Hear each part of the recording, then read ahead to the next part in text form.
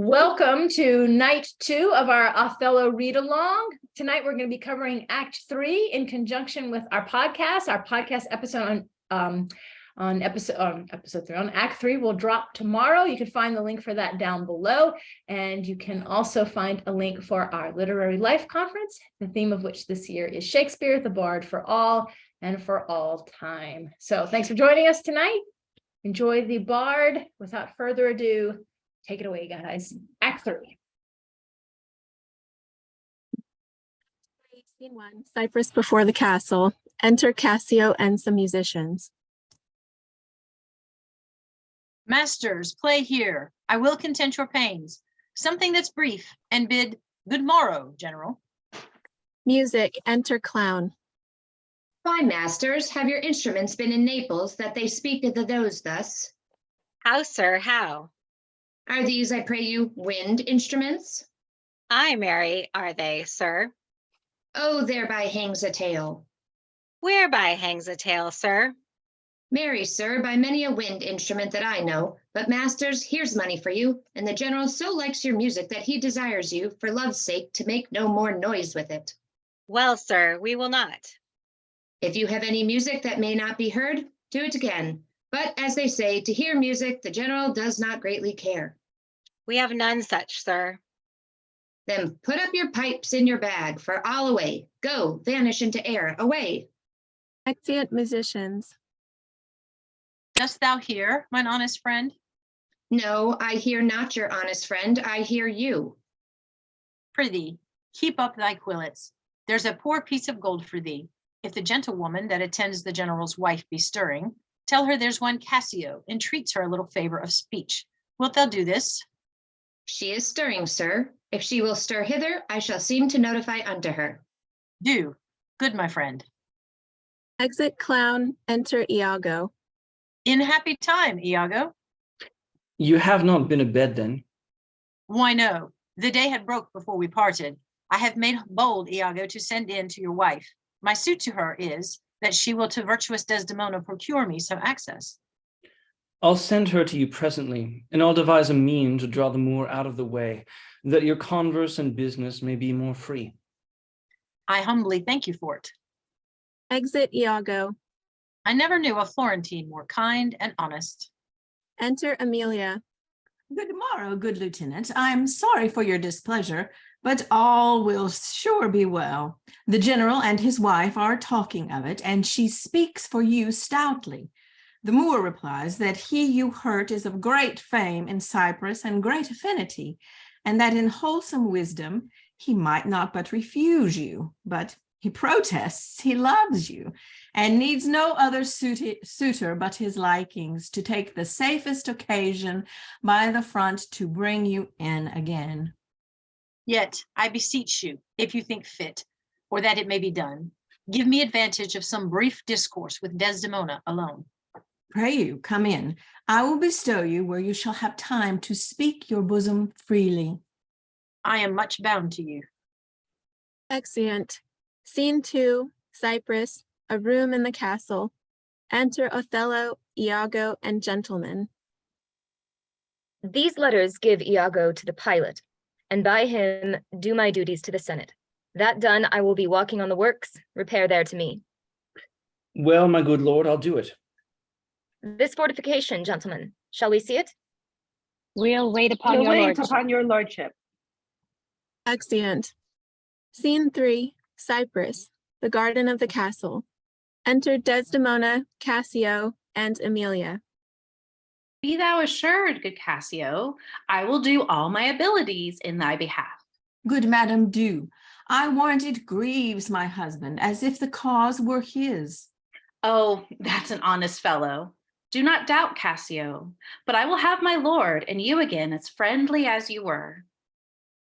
Bounteous madam, whatever shall become of Michael Cassio, he's never anything but your true servant. I know it. I thank you. You do love my lord.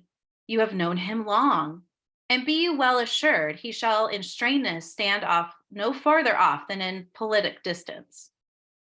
Aye, but lady, that policy may either last so long, or feed upon such nice and waterish diet, or breed itself so out of circumstance that I being absent and my place supplied, my general will forget my love and service.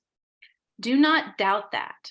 Before Amelia here, I give thee warrant of thy place. Assure thee, if I do vow a friendship, I'll perform it to the last article. My lord shall never rest. I'll watch him tame and take him out of the patience. His bed shall seem a school, his board a shrift. I'll intermingle everything he does with Cassio's suit.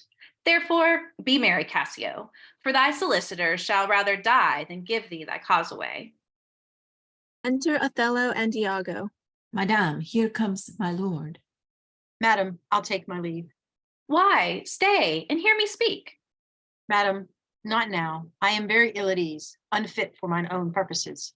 Well, do your discretion. Exit Cassio. Ah, I like not that. What dost thou say? Nothing, my lord, or if I know not what. Was not that Cassio parted from my wife? Cassio, my lord? No, sure, I cannot think it, that he would steal away so guilty-like, seeing your coming. I do believe 'twas he. Now, my lord, I have been talking with a suitor here, a man that languishes in your displeasure. Who is it you mean? Why, your lieutenant, Cassio. Good, my lord, if I have any grace or power to move you, his present reconciliation take. For if he be not one that truly loves you, that errs in ignorance and not in cunning. I have no judgment, and if honest faced, I prithee, call him back. Went he hence now? I, sooth, so humble that he hath left part of his grief with me to suffer with him. Good love, call him back. Not now, sweet Desdemona, some other time. But shan't be shortly? The sooner, sweet, for you. Shalt be tonight at supper? No, not tonight. Tomorrow dinner, then. I shall not dine at home. I meet the captains at the citadel. Why, then tomorrow night, or Tuesday morn, or Tuesday noon, or night, on Wednesday morn. I prithee, name the time, but let it not exceed 3 days. In faith, he's penchant, and yet his trespass in our common reason, save that, they say, the wars must make examples out of their best, is not almost a fault to incur a private cheek. When shall he come? Tell me, Othello, I wonder in my soul, what would you ask me that I should deny or stand so mammering on? What, Michael Cassio? I came a wooing with you, and so many a time, when I have spoke to you disparagingly, hath take your part, to have so much to do to bring him in. Trust me, I could do much. Prithee, no more. Let him come when he will. I will deny thee nothing. Why, this is not a boon. 'Tis as I should entreat you wear your gloves, or feed on nourishing dishes, or keep you warm, or sue to you to do a peculiar profit to your own person. Nay, when I have a suit wherewithin I mean to touch your love indeed, it shall be full of poise and difficult weight, and fearful to be granted. I will deny thee nothing, whereon I do beseech thee, grant me this, to leave me but a little to myself. Shall I deny you? No. Farewell, my lord. Farewell, my Desdemona. I'll come to thee straight. Amelia, come. Be as your fancies teach you. Whatever you be, I am obedient. Excellent wretch. Amelia. Excellent wretch. Perdition catch my soul, but I do love thee. And when I love thee not, chaos is come again. My noble lord, What dost thou say, Iago? did Michael Cassio, when you wooed my lady, know of your love? He did, from first to last. Why dost thou ask? But for a satisfaction of my thought, no further harm. What of thy thought, Iago? I did not think he had been acquainted with her. Oh, yes, and went between us very oft. Indeed. Indeed? Aye, indeed. Discernest thou aught in that? Is he not honest? Honest, my lord. Honest, aye, honest. My lord, for aught I know. What dost thou think? Think, my lord? Think, my lord, by heaven, he echoes me, as if there were some monster in his thought too hideous to be shown. Thou dost mean something. I heard thee say even now thou likest not that, when Cassio left my wife. What didst not like? And when I told thee he was of my counsel in my whole course of wooing, thou criedst, indeed, and didst contract and purse thy brow together, as if thou then hadst shut up in thy brain some horrible conceit. If thou dost love me, show me thy thought. My lord, you know I love you. I think thou dost. And for I know thou art full of love and honesty, and weighest thy words before thou givest them breath, therefore these stops of thine fright me the more. For such things in a false, disloyal knave are tricks of custom. But in a man that's just, they're close dilations, working from the heart, that passion cannot rule. For Michael Cassio, I dare be sworn I think that he is honest. I think so too. Men should be what they seem, or those that be not, would they might seem none.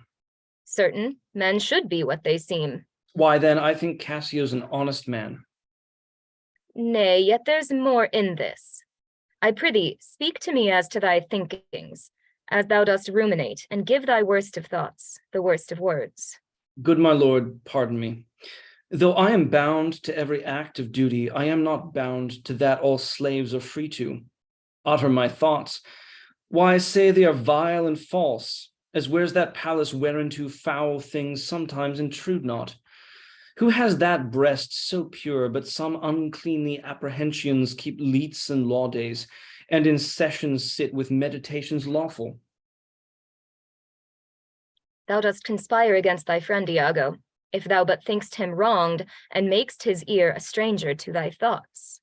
I do beseech you, though I perchance am vicious in my guess, as I confess it is my nature's plague to spy into abuses, and of my jealousy shape faults that are not, that your wisdom from one that so imperfectly conceits would take no notice, nor build yourself a trouble out of his scattering and unsure observance. It were not for your quiet nor your good, nor for my manhood, honesty, and wisdom to let you know my thoughts. What dost thou mean? Good name in man and woman, dear my lord, is the immediate jewel of their souls. Who steals my purse steals trash. 'Tis something, nothing. 'Twas mine, 'tis his, and has been slave to thousands. But he that filches from me my good name robs me of that which not enriches him and makes me poor indeed. By heaven, I'll know thy thoughts. You cannot if my heart were in your hand, nor shall nor willst 'tis in my custody. Huh? Oh, beware, my lord, of jealousy. It is the green-eyed monster, which doth mock the meat it feeds on. That cuckold lives in bliss, who, certain of his fate, loves not his wronger. But oh, what damned minutes tells he o'er, who dotes, yet doubts, suspects, yet fondly loves. Oh, misery. Poor and content is rich, and rich enough. But riches fineless is as poor as winter to him that ever fears he shall be poor. Good God, the souls of all my tribe defend from jealousy. Why is this? Thinkest thou I'd make a life of jealousy, to follow still the changes of the moon with fresh suspicions? No. To be once in doubt is once to be resolved. Exchange me for a goat when I shall turn the business of my soul to such exsufflicate and blown surmises, matching thy inference. 'Tis not to make me jealous to say my wife is fair, feeds well, loves company, is free of speech, sings, plays, and dances well. Where virtue is, these are more virtuous. Nor from mine own weak merits will I draw the smallest fear or doubt of her revolt, for she had eyes and chose me. No, Iago, I'll see before I doubt. When I doubt, prove. And on the proof there is no more but this, away at once with love or jealousy. I am glad of this, for now I shall have reason to show the love and duty that I bear you with franker spirit. Therefore, as I am bound, receive it from me. I speak not yet of proof. Look to your wife, observe her well with Cassio. Wear your eyes thus. not jealous nor secure. I would not have your free and noble nature out of self-bounty be abused. Look to it. I know our country disposition well. In Venice, they do let heaven see the pranks they dare not show their husbands. Their best conscience is not to leave undone, but kept unknown. Dost thou say so? She did deceive her father, marrying you. And when she seemed to shake and fear your looks, she loved them most. And so she did. Why, go to then. She that so young could give out such a seeming to seal her father's eyes up close as oak, he thought 'twas witchcraft. But I am much to blame. I humbly do beseech you of your pardon for too much loving you. I am bound to thee forever. I see this hath a little dashed your spirits. And not a jot, not a jot. Trust me, I fear it has. I hope you will consider what is spoke comes from my love. But I do see ye are moved. I am to pray you not to strain my speech to grosser issues, nor to larger reach than to suspicion. I will not. Should you do so, my lord, my speech should fall into such vile success which my thoughts aim not. Cassio is my worthy friend. My lord, I see ye are moved. No, not much moved. I do not think, but Desdemona's honest. Long live she so, and long live you to think so. And yet, how nature, erring from itself. Aye, there's the point. To be bold with you, not to affect many proposed matches of her own clime, complexion, and degree, whereto we see in all things nature tends. Foe, one may smell in such a wit most rank, foul disproportions, thoughts unnatural. But pardon me, I do not in position distinctly speak of her, though I may fear her will, recoiling to her better judgment, may fall to match you with her country forms, and happily repent. Farewell, farewell. If more thou dost perceive, let me know more. Set on thy wife to observe. Leave me, Iago. My lord, I take my leave. Why did I marry? This honest creature doubtless sees and knows more, much more than he unfolds. My lord, I would I might entreat your honor to scan this thing no farther. Leave it to time. Although 'tis fit that Cassio have his place, for sure he fills it up with great ability, yet if you please to hold him off a while, you shall by that perceive him and his means. Note if your lady strain his entertainment with any strong or vehement importunity. Much will be seen in that. In the meantime, let me be thought too busy in my fears, as worthy cause I have to fear I am, and hold her free. I do beseech your honor. Fear not my government. I once more take my leave. Exit. This fellow's of exceeding honesty, and knows all qualities with a learned spirit of human dealings. If I do prove her haggard, though that her jesses were my dear heartstrings, I'd whistle her off, and let her down the wind to prey at fortune. Haply, for I am black and have not those soft parts of conversation that chamberers have, or for I am declined into the vale of years, yet that's not much.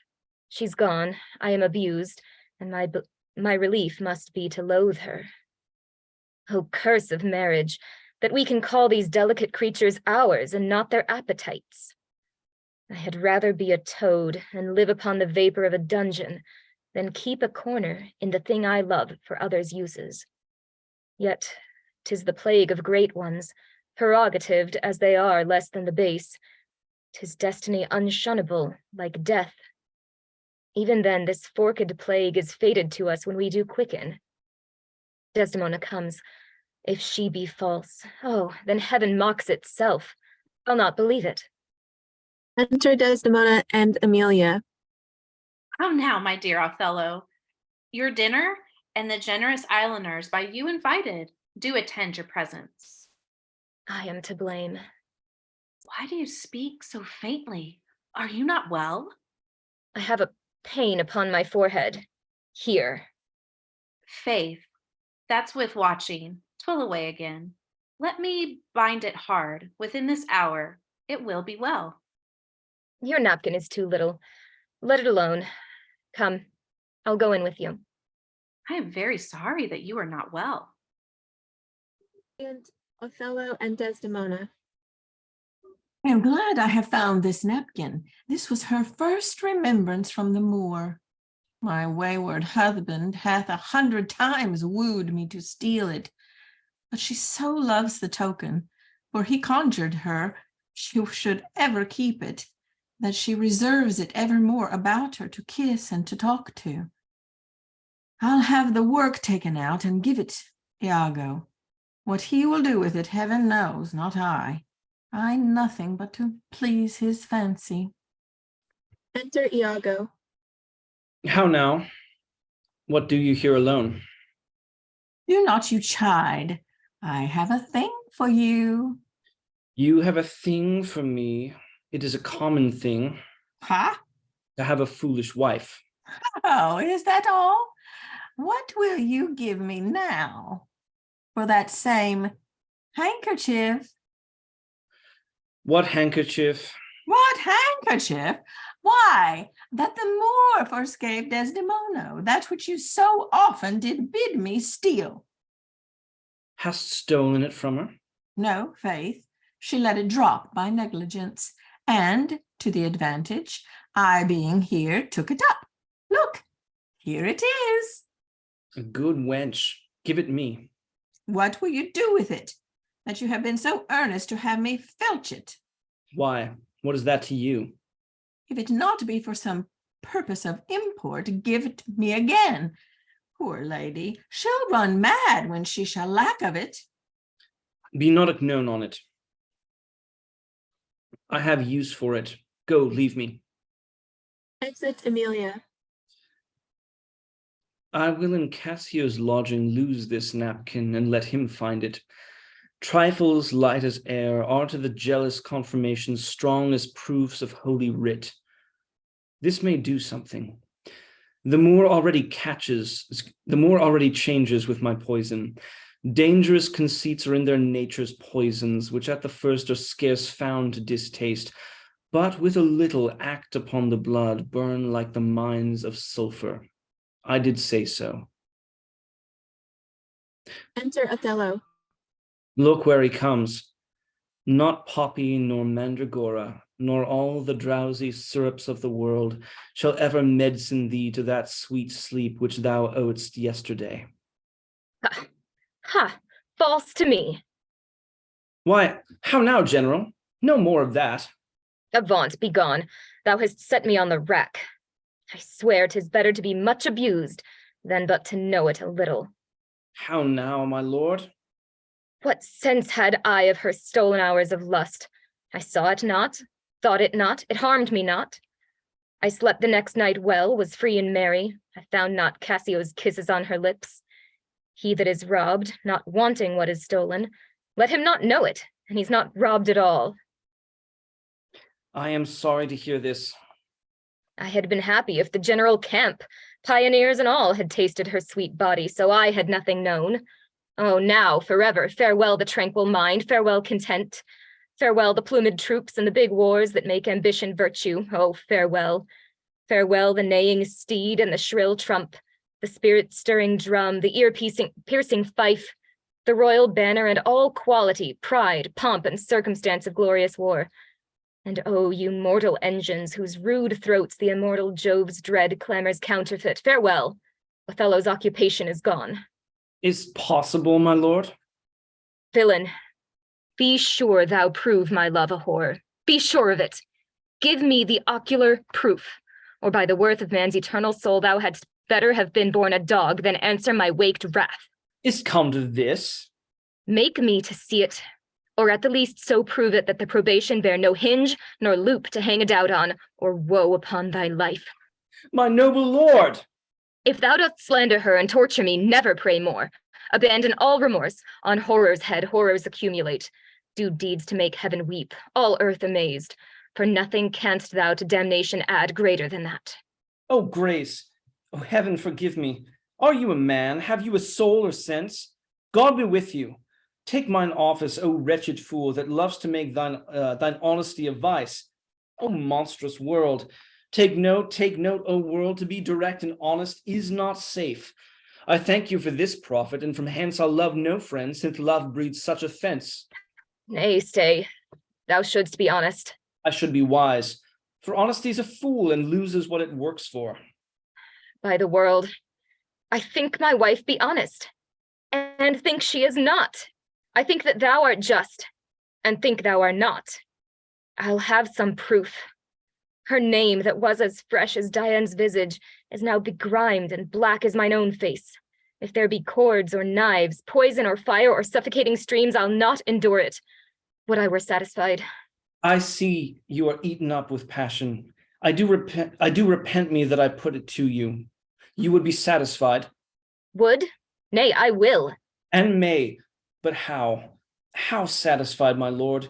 Would you, the supervisor, grossly gape on, behold her topped? Death and damnation, ugh. It were a tedious difficulty, I think, to bring them to that prospect. Damn them then, if ever mortal eyes do see them bolster more than their own. What then? How then? What shall I say? Where's satisfaction?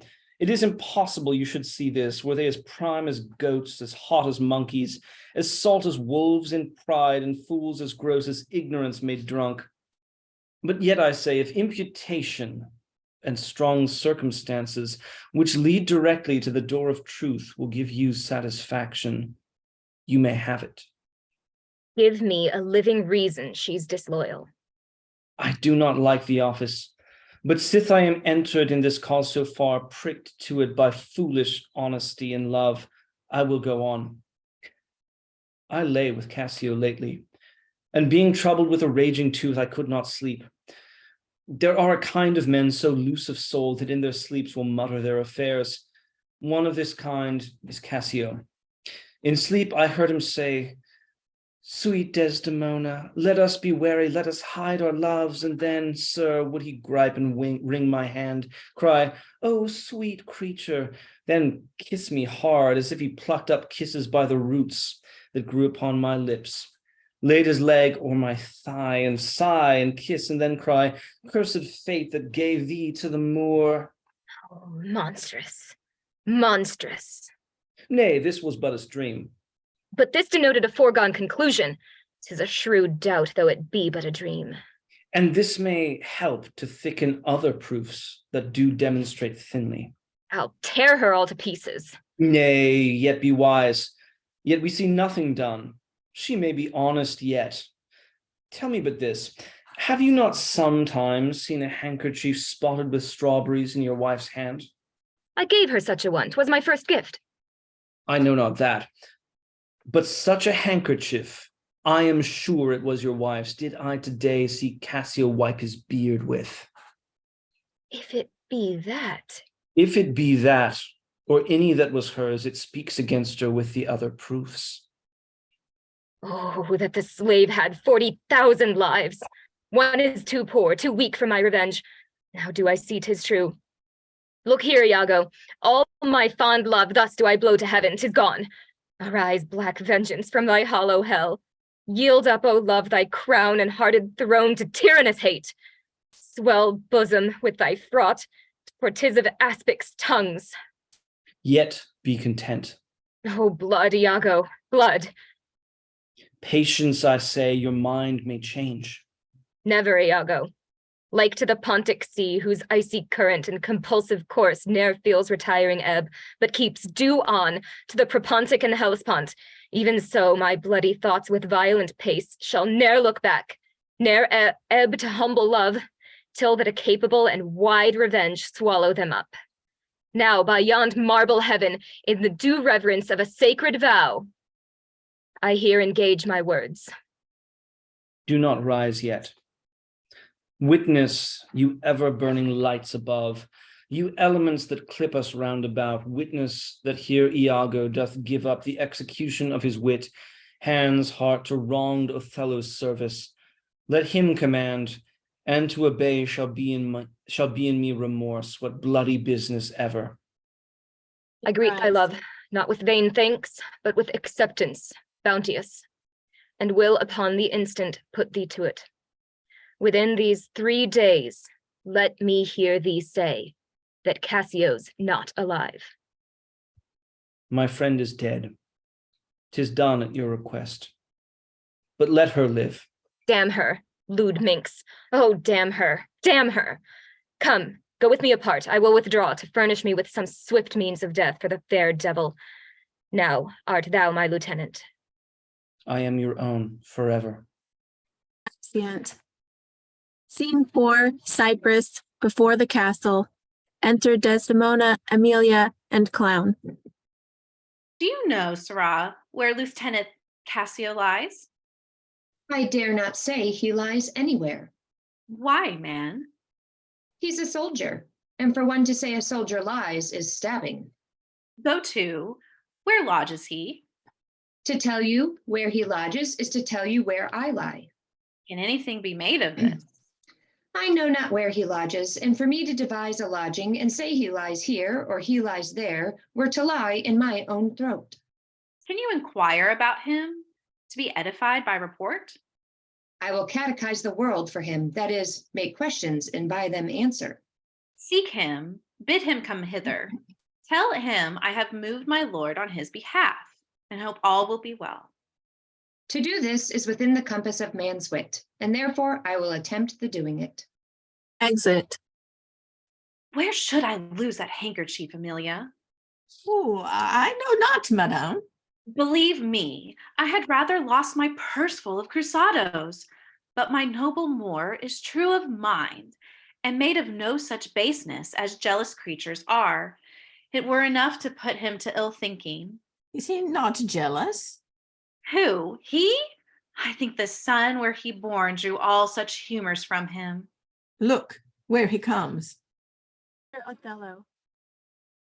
I will not leave him now until Cassio be called to him. How is it with you, my lord? Well, my good lady. Sorry. Oh, hardness to dissemble.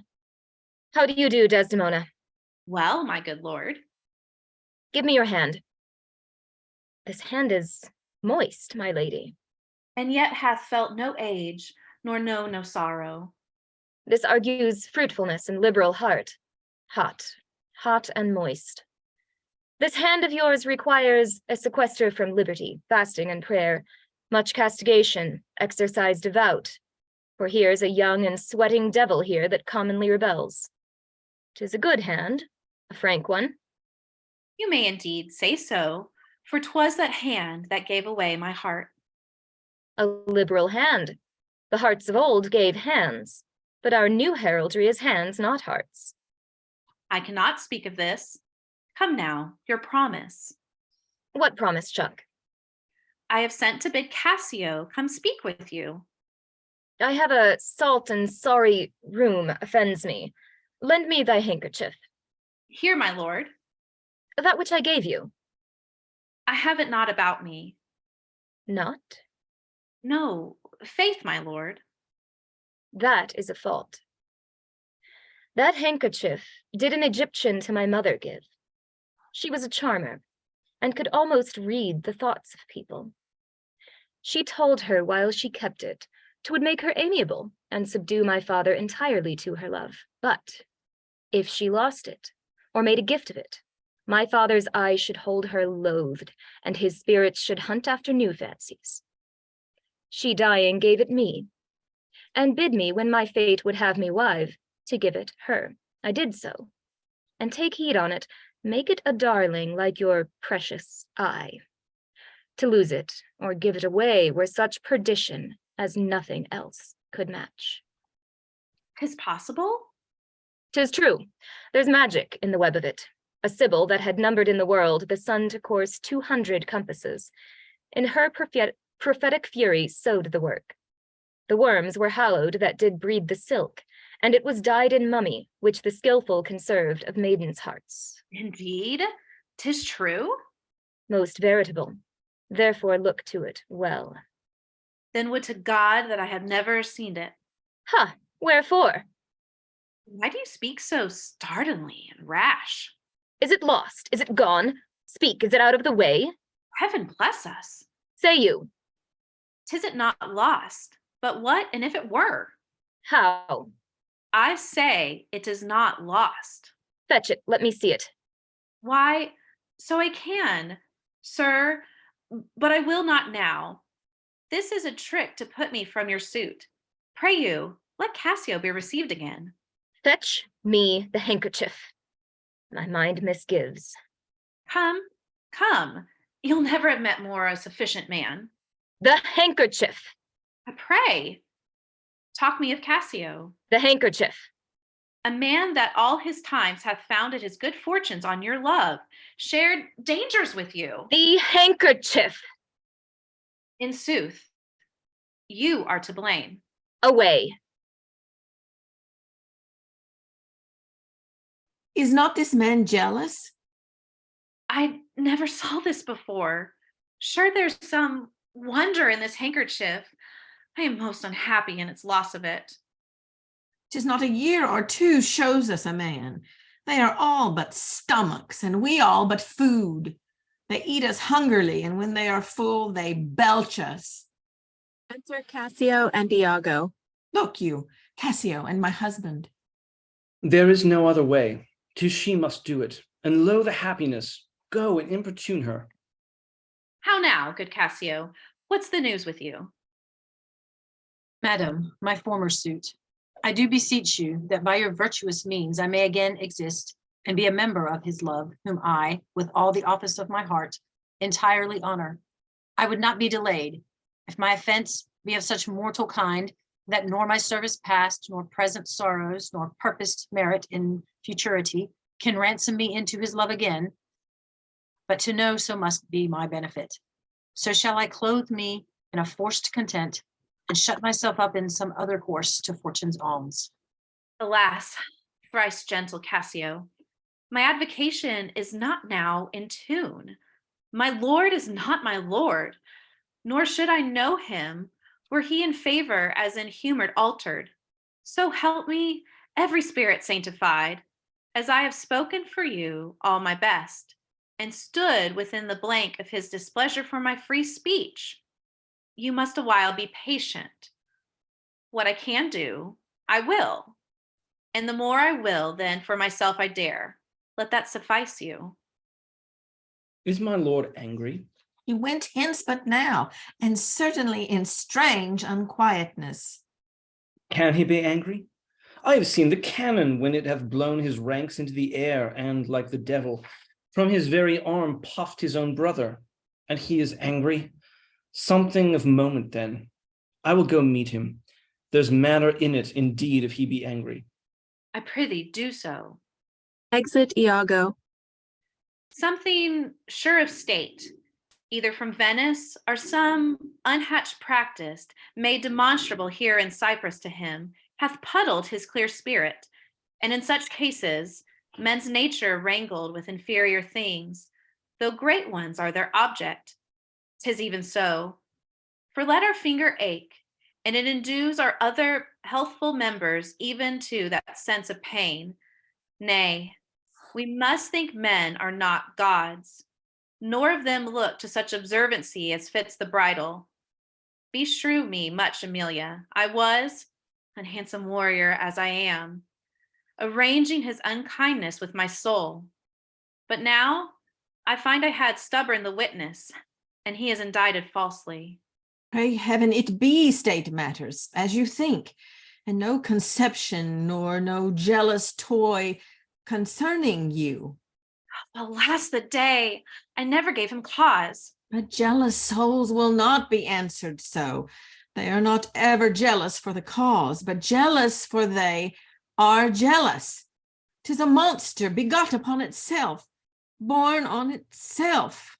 Heavens, keep that monster from Othello's mind. Lady, amen. I will go seek him. Cassio, walk here about. If I do find him fit, I'll move to your suit and seek to effort it into my utmost. I humbly thank your ladyship. Desdemona and Amelia. Enter Bianca. Brave you, friend Cassio. What make you from home? How is it with you, my most fair Bianca? I faith, sweet love, I was coming to your home. And I was going to your lodging, Cassio. What, keep a week away? 7 days and nights? 8 hours, and lovers' absent hours, more tedious than the dial 8 times. Oh, weary reckoning. Pardon me, Bianca. I have this while with leaden thoughts been pressed, but I shall in a more continuate time strike off this score of absence, sweet Bianca. Give her Desdemona's handkerchief. Take me this work out. Oh, Cassio, whence came this? This is some token from a newer friend. To the felt absence, now I feel a cause. Is it come to this? Well, well. Go to, woman. Throw your vile guesses in the devil's teeth from whence you have them. You are jealous now that this is from some mistress, some remembrance. No, in good troth, Bianca. Why, whose is it? I know not neither. I found it in my chamber. I like the work well. Ere it be demanded, as like enough it will, I'd have it copied. Take it and do it, and leave me for this time. Leave you? Wherefore? I do attend here on the general, and think it no addition, nor my wish, to have him see me womaned. Why, I pray you? Not that I love you not. But that you do not love me. I pray you bring me on the way a little, and say if I shall see you soon at night. 'Tis but a little way that I can bring you, for I attend here, but I'll see you soon. 'Tis very good. I must be circumstanced. Exeunt. Bravo, bravo. That was excellent. Terrified now to go off with him. Very good as Iago, honey. That was great. All right. Well, tomorrow the episode drops. I hope you guys enjoy it. And we'll be back here on Monday to finish this play, Act 4 and Act 5. All right. See you all then. Thanks so much, everybody. Good night.